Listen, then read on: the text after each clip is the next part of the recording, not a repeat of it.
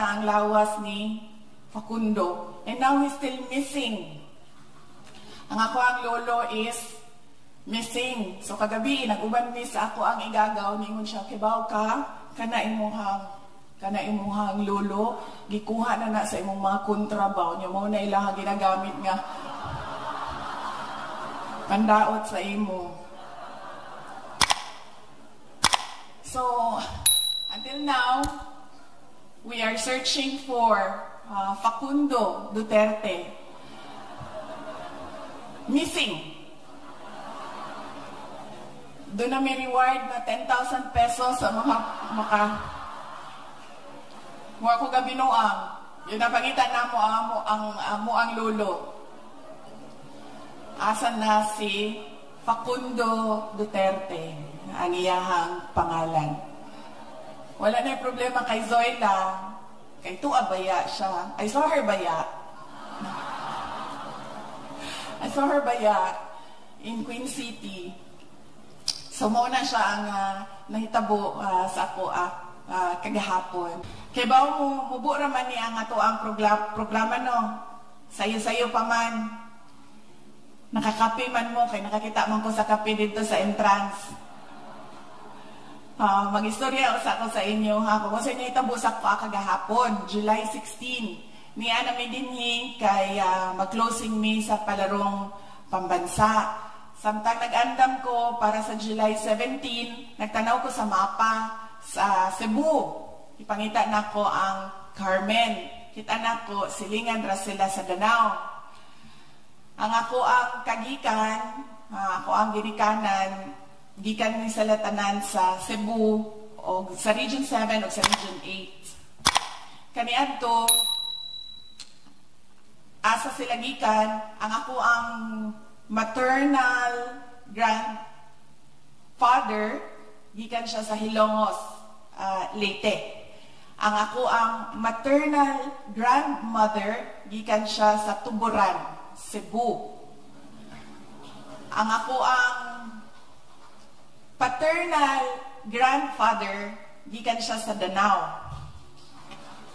And then, ang ako ang paternal grandmother, gikan sa Agusan, sa Mindanao. Agusan del Norte. So, kagahapon, pagtanaw na ako sa mapa, sa Cebu, silingan nila Danao. Nitawag ko sa ako ang mama, anak ko, ma, makahinomdom ka kaniadto tong bata pa mi. Wala pa mo nagbulag ni Papa. Siya buang yung kang bata ka. Anak ko, tinuon man, wala pa mo nagbulag. Before they separated, every summer break, dadun mi sa amo ang ginikanan sa Manila, magbisita sa ako ang lola. Ang mama sa akong mama, nagpuyo man to sa Las Piñas, anya na siya tindahan sa Baclaran, dira mi ginadala sa ako ang mga ginikanan. O dinhi, mabisita sa Cebu, sa Danao. So yun ako siya, kainumdom ka ma, nga nag-aadto ta dito sa Danao, pagkahuman natin ginabisita nga pariente ma, nagpuyo sila sa atubangan sa palengke. I think, kung tama ko, informal settler to sila. That was 1990s, early 1990s. Natay pariente na ginabisita dito. Muagi manggugko og Danao, muhapit ko, mato ko Carmen man, muhapit na lang ko og Danao, bisitahon ako. Nya, ningon akong mama, siya, di naman gani ko na mahinumdum unsay nahitabo itong nilabay na si Mana, kato pahinoong 1990s ang imo ang ipahinumdum sa ako, Okay. Anak ko, okay, di lang ta mga suko. Anak ko, mabisita na lang ko sa sementeryo. Anak, mabisita na lang ko sa sementeryo. Nya, mabisita ko sa simbahan ma. Anak siya, okay, sige. Nya, kanasama ka mo uli. Lain istorya na. So, gipangita na ako ang lubong sa grandparents ni former President Rodrigo Duterte. Ang iyahang lolo, baling great-grandfather na ako, si Facundo Duterte. Ang iyahang lola, si Zoila Duterte. Mo na ang parents sa ako ang lolo. So, So, gitext na ko ang amo ang isa ka paryente nga daghang hibalaan diri sa Cebu, na dito sa Cebu City, anak ko sa iya. Asa nakalubong si Facundo o si Zoila. Ana ang ako ang kuan. Siya patanaw na ako dito sa kanang Murag Duterte genealogy, patanaw na ako sa records. So, gipapangita niya, then nakita niya, iyon siya si Facundo, nakalubong sa Danao Cemetery. O niya si Zoila, nakalubong sa Roman Catholic Cemetery sa Cebu, kanang Cartera. O kana. Na daw dito. So, nagingon ko sa ako ang mga kauban, pwede ba ninyo pangitaon ang lubong ni Facundo o ni Zoila? So, wala nila nakitaan.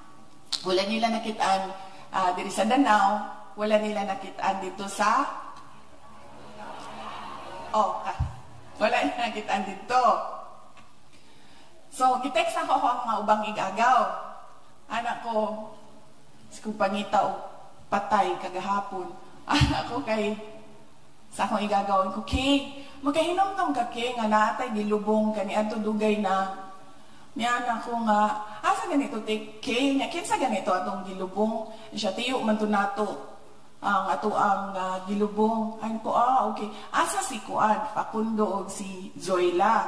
So katong isa kay gagaw na ako, siya kibali mo ani mga taga Cebu no kay kanang mag-Ingles Bisaya. I saw Zoila baya in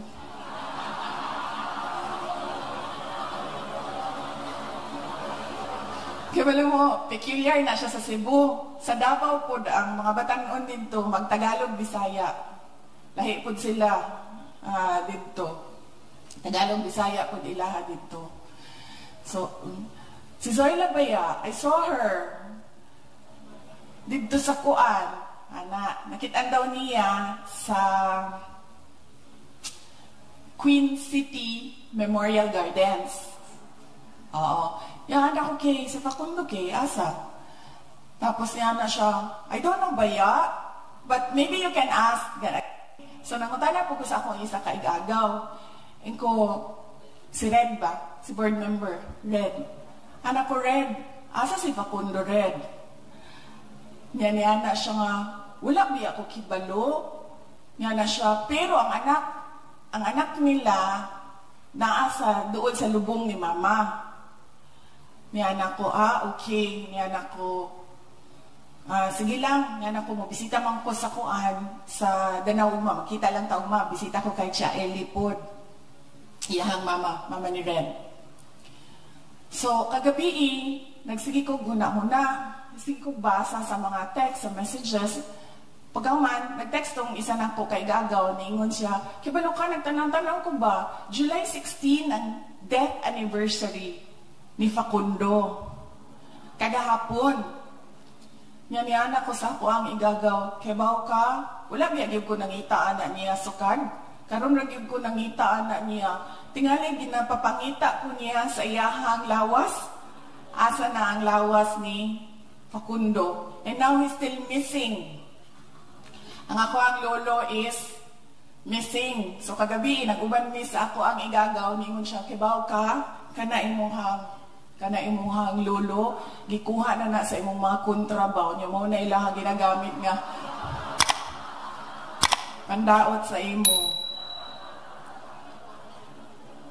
So, until now, we are searching for Facundo Duterte. Missing. Doon na may reward na 10,000 pesos sa mga Mura ko gabinoang. Yun napangita na mo ang lolo. Asan na si Facundo Duterte, ang iyahang pangalan. Wala na yung problema kay Zoila. Kay Tua Baya siya. I saw her Baya. I saw her Baya in Queen City. So, muna siya ang nahitabo sa ako kagahapon.